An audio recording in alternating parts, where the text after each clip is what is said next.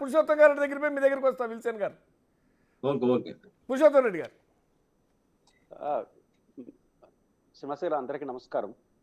బేసిక్గా మీరు లేవనెత్తిన రెండు ప్రశ్నలు, ఒకటి రాజ్యసభ సభ్యులు ఎంపిక, దాని పర్యవసానాలు.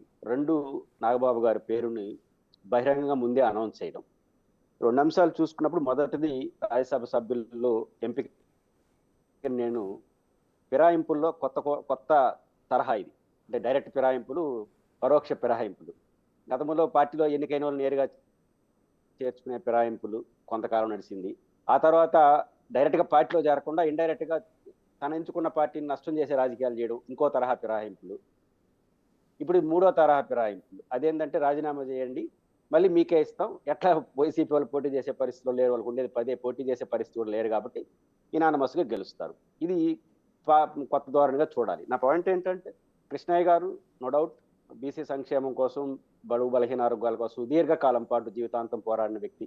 ఆ గౌరవం వాళ్ళకు ఉండాల్సిందే. మస్తాన్ రావు గారు కూడా వివాదరహితులు. తెలుగుదేశంలో ఉన్న, మళ్ళీ వైసీపీలో ఉన్న, మళ్ళీ తెలుగుదేశం వివాదాలకు దూరంగా ఉన్న పెద్ద మనిషే. కాదన్యం వాళ్ళ వాళ్ళ అర్హత సంబంధించి ఎవరికేం అభ్యంతరం ఉండాల్సి వస్తుంది. అయితే ఎందుకు రాజీనామా చేశారు, మళ్ళీ ఎందుకు పోటీ చేస్తున్నారు? పోనీ రాజీనామా చేసి వైసీపీ నుంచి వచ్చినప్పుడు వైసీపీ మీద విమర్శించారా? ఇద్దరు ఏ విమర్శలో చేయలేదు. ఒక పార్టీ నుంచి ఇంకో పార్టీకి ఎందుకు పోతారు? ఆ పార్టీ నచ్చకనో, లేదా ఆ పార్టీ విధానంలో బాగలేకనో, ఏదో విభేదం ఉంటేనే పోవాలి. అది ఓడిపోయారు, వీళ్ళు గెలిచారు, కట్టిటికి వచ్చారా? ఒక వ్యక్తిగత కారణాలతో రాజీనామా చేయడం, అదే స్థానం నుంచి మళ్ళీ వాళ్ళే పోటీ చేయడం, ఇది కొంచెం రాజకీయాలు ఎప్పుడు మనం చూస్తున్నాం. కొత్త ధోరణులు, సరే కొత్త ఫిరాయింపు ధోరణి కాబట్టి ఇది ఒకటి. కాబట్టి ఇది కొంచెం ప్రజలు ఈజీగానే అర్థం చేసుకునే పరిస్థితి అయితే వస్తుంది. అది పెద్ద అంటే సింబల్ మారుతాయి. గతంలో వైసీపీ ఎంపీలు ఇప్పుడు తెలుగుదేశం, జనసేన, బీజేపీ ఎంపీలుగా ఉంటారు. ఇది నేను వాళ్ళకి సంబంధించి చెప్పదలుచుకుంది.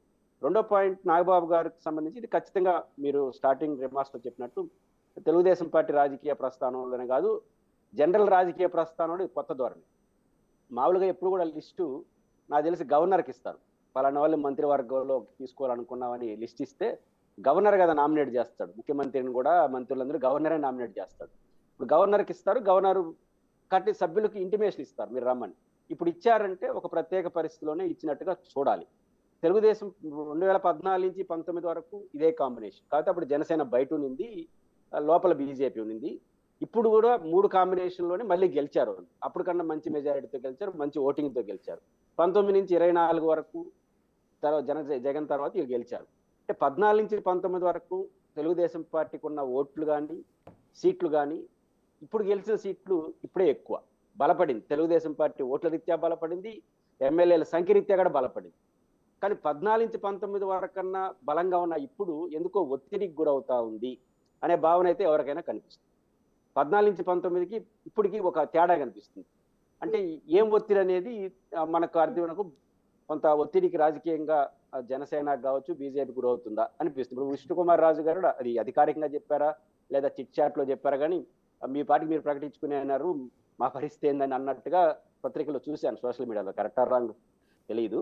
జనరల్గా ఒక అసంతృప్తిని వ్యక్తం చేసినట్టుగా మన పత్రికలు, సోషల్ మీడియాలో కానీ, వెబ్ ఛానల్స్లో వస్తూ ఉంది. అంటే ఈ ధోరణి గతంలో లేదు. తెలుగుదేశం పార్టీ అప్పర్ హ్యాండ్లో ఉండేది.